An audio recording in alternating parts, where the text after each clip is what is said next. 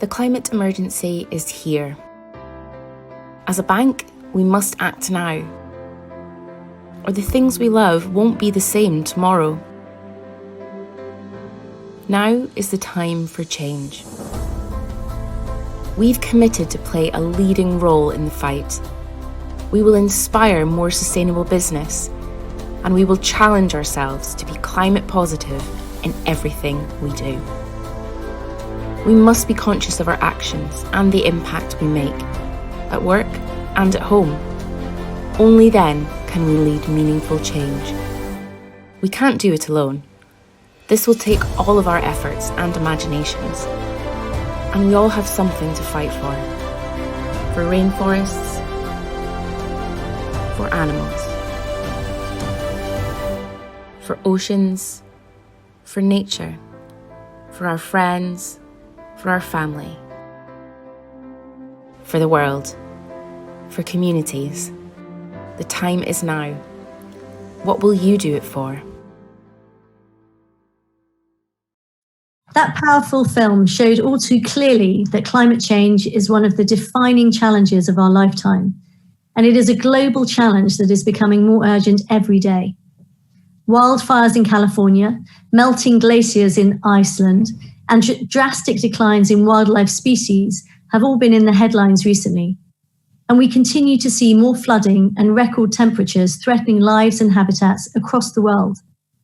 We appear to be at a tipping point, one where we have to ask ourselves what we want our legacy to be. What future do we want to leave for our children, our grandchildren, and the generations that follow? What can we do as individuals? What might we do as a bank and an industry to make a positive difference? All big questions with no easy answers. Here to discuss the many complex challenges and the actions we might take is Lord Stern, our recently appointed independent climate advisor. A big welcome to you, Lord Stern. Thank you very much, Alison, and I'm delighted to be the climate advisor to NatWest. The stakes we're playing for have been underlined by the film and by Alison. We're headed for way over 3 degrees centigrade, increase in global average surface temperature since the end of the 19th century, the usual benchmark. We're already at 1, and we see 1 degree centigrade, and we see how desperate are the climate impacts that we're already seeing, which Alison in the film summarized. Over 3 degrees is unthinkable. We haven't been there for 3 million years. Hundreds of millions, probably billions would have to move, and that would be extreme conflict. Those are the stakes that we're playing for. We've already lost 2/3 of our biodiversity in the last 50 years. And if we disturb climate and biodiversity, we make pandemics much more likely. Those are the stakes. So surely there's an imperative for all of us to act. And I hope that we all accept it, understand it, and are ready to move. That means governments, it means producers, it means consumers, it means citizens as a whole. And of course, production and investment are critical in this story. If we're going to stabilize temperature, we have to stabilize concentrations. Stabilizing concentrations means net zero emissions. Net zero is net zero. If there are positives anywhere, there have to be negatives somewhere else. So we should all be aiming at net zero. Every household, every firm, every financial institution should think about how they get to net zero in the next 30 years. They're not all going to do it in 2049 and go from something big to zero in the last year. It means driving down now, and this decade is absolutely critical. We have to cut emissions by something like 50% in this decade between 2020 and 2030. The good news is that we can do it, and the good news is that as we do it, we generate cities where we can move and breathe and be productive. We're much more efficient. Our ecosystems are robust and fruitful. This is a much better way to increase living standards, reduce poverty all around the world. It is investing in the future. And the investments of the 19th and 20th century are already doing very badly as we reorient ourselves in the 21st century. Responsible investment performs well by the conventional criteria. Irresponsible investment is what the name says. It's very risky. And I think increasingly firms and financial institutions are leading on that, often getting ahead of governments and recognizing that the investments of the 21st century are different from the investments of the 19th, 20th, and they will be profitable investments. But not everybody is there yet, and financial institutions can be crucial leaders in this whole story. And that's why the leadership of NatWest is so important. And it's very important how around the world financial institutions are moving on this. It's something from the last couple of years, well, obviously for many it's before that, but we've seen real acceleration in the last couple of years. And that's enormously important. If private sector and financial institutions are ahead of government, then that's fine. We put pressure on government to catch up. We want also governments to move. We've seen Europe move, declare for zero by 2050, and their whole budget for the next 7 years, their whole recovery budget is oriented around that. UK, it was the first G7 country to commit itself to net zero. China has committed in this last couple of weeks to net zero by 2060. The world is moving. It's not moving fast enough, but it's moving, and getting out ahead will be good for the planet and good for business. Thank you, Lord Stan. Some tremendous insights there and clear opportunities for us too. It's important to be clear that positive climate change is not a competitive sport. We will not be able to do this on our own. This is about collaboration across the industry, collaboration with sector-leading experts, collaboration with customers and government, because this is going to need everybody to help support. But the need to do it is more urgent than ever, and we don't have the luxury of sitting back and trying to work it out. We've got to get on with it. So we're moving forward, and I think this is one of the biggest challenges that we face. So time is of the essence. In terms of NatWest, as the largest lender to British business and a leading lender to renewable energy in the UK, we have a clear obligation to play an active role in supporting Britain's transition to a low-carbon economy, to reduce the effects of climate change, and to protect the planet for future generations. It's incredibly important to me, to you, and to our stakeholders that we take the lead. So to embed climate change responsibility meaningfully across the bank and our culture, we have made it one of our 3 key areas of focus and an integral part of our purpose. We have 2 bold ambitions. First, to make our own direct operations climate positive by 2025, and more importantly, to at least halve the climate impact of our financing activity by the end of this decade. To drive swift progress across the bank, in the short to medium term, we have committed to stop lending to and underwriting major oil and gas producers and companies involved in coal-related activity unless they have a credible transition plan aligned with the 2015 Paris Agreement in place by the end of 2021, with a full phase-out from coal by 2030. We will also stop lending to projects involving exploration for new oil and gas reserves. We will support mortgage customers to become more energy efficient, with an ambition that 50% of our mortgage book is at or above Energy Performance Certificate Equivalent rating of C by 2030, and an additional £20 billion of financing and funding for climate and sustainable finance by 2022. We have quantifiable, stretching targets in each of these areas with direct links to our executive remuneration. So let's have a look at some of the progress we have made.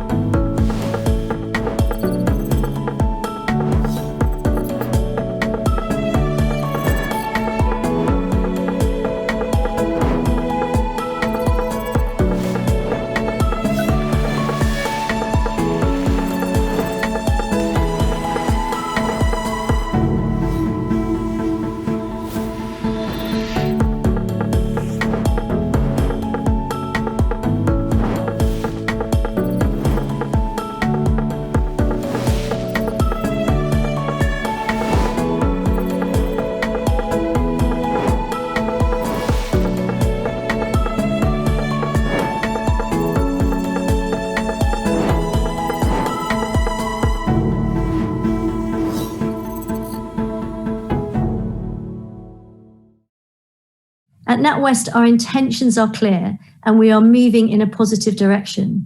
But what do banks need to be to become a benchmark for climate change in the sector? I'm going to put that question to you, Lord Stern. What does leading look like? Thank you very much, Alison. I think in large measure it describes what you are planning to do. And I think as you do it, you will take it forward. And it's very important to stay on the frontier because it's fast moving. One area I would emphasize is the consumer and the householder.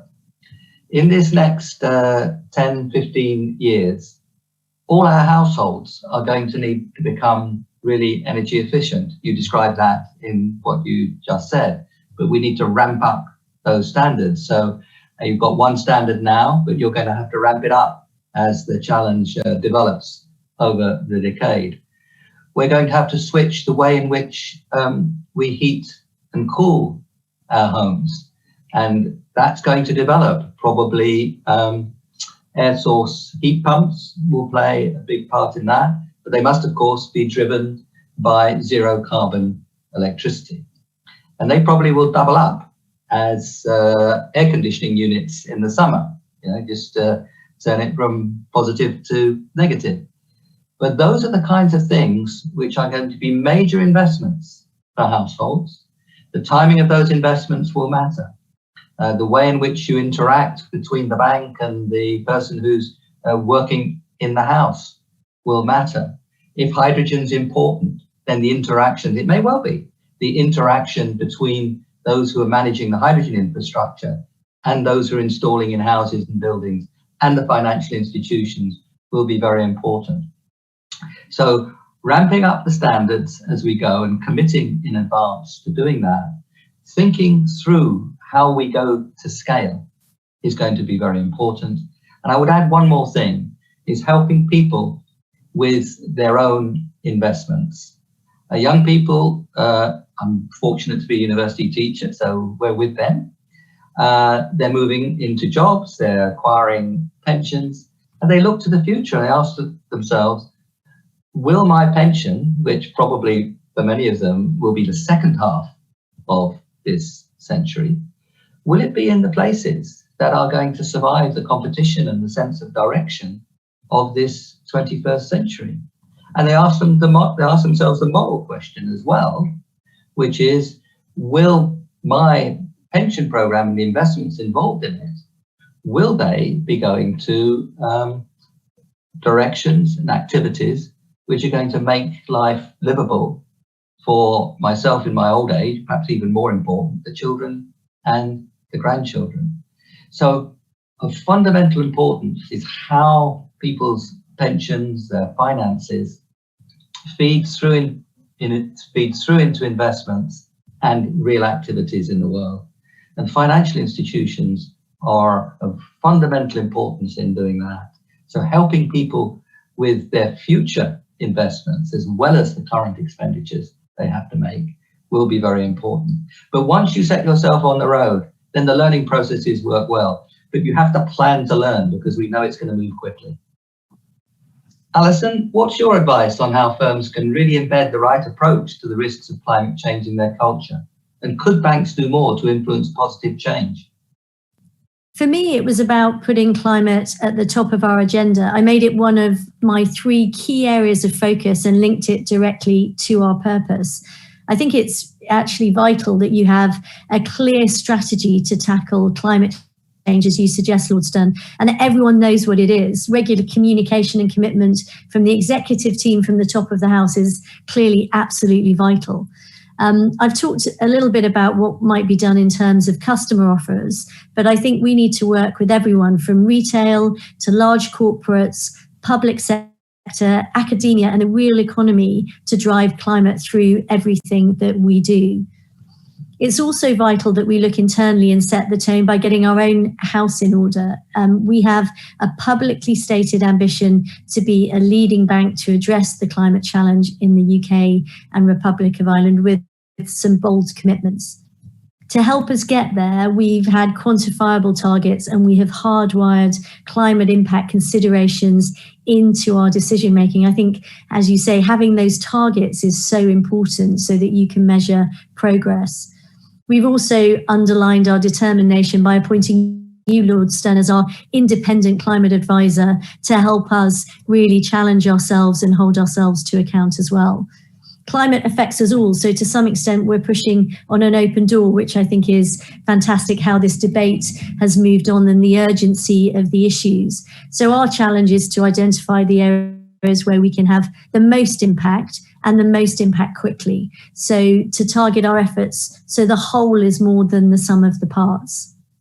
Putting our own house in order and focusing our customer services are two really important ways in which we might move the dial.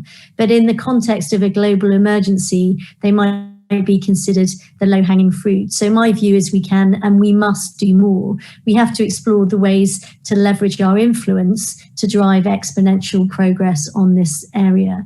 By this, I mean looking beyond the walls of our organizations, beyond our sectors, and beyond geographical boundaries. We have to challenge ourselves to think and act as global citizens, as stakeholders in our planet's future. It's one of those things where it is absolutely a non-competitive sport. We've all got to leverage off the expertise and the impact we can have. And for me, it's about starting to do what we can with those visible commitments. For NatWest, we plan to make our own operations climate positive. We've taken action by being the joint first organisation worldwide to commit to all climate group initiatives, EV100, EP100 and RE100. We're also founding signatories of the UN Principles of Responsible Banking and joining the United Nations Environment Programme's collective commitment to climate action. Earlier this year, we also became the first major UK bank to sign up to the Partnership for Carbon Accounting Financials, alongside nearly 70 banks and investors from 5 continents. And most recently, we joined the Task Force on Nature-Related Financial Disclosures, TNFD, informal working group. I talked earlier about the importance of partnership and collaboration. We've built really strong and productive relationships with trade bodies, with leading universities such as Imperial College London, with academics like those at the London School of Economics, Grantham Research Institute. Together, we have a shared focus and a shared determination to achieve our climate targets. And there is a real positive energy in these relationships that gives me great cause for optimism.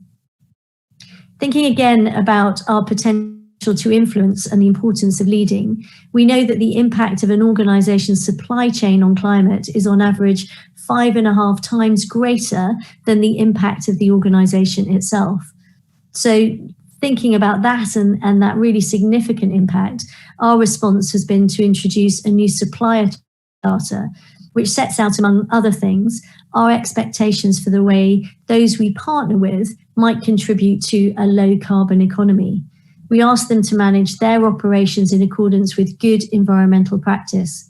We ask them to not cause harm, and we encourage them to think about what more they can do to innovate and improve their environmental performance. Perhaps key, though, is that we ask them to examine their own sectors and supply chains, to look for further improvements to build in improvements that help safeguard our environment. It is a collaborative approach that has the potential to benefit everyone. In closing, I want to underline that our commitment to driving positive climate change could not be clearer. We are embedding climate awareness and responsibility firmly into our culture at NatWest, that this is everyone's problem, and I hope this has got you thinking about what you can do. This is not a single-player game. Every one of us needs to step up and inspire those around us. We need to do more and do it faster than ever before if we are to succeed in this greatest of all challenges. Time is of the essence, so let's start today. Thank you.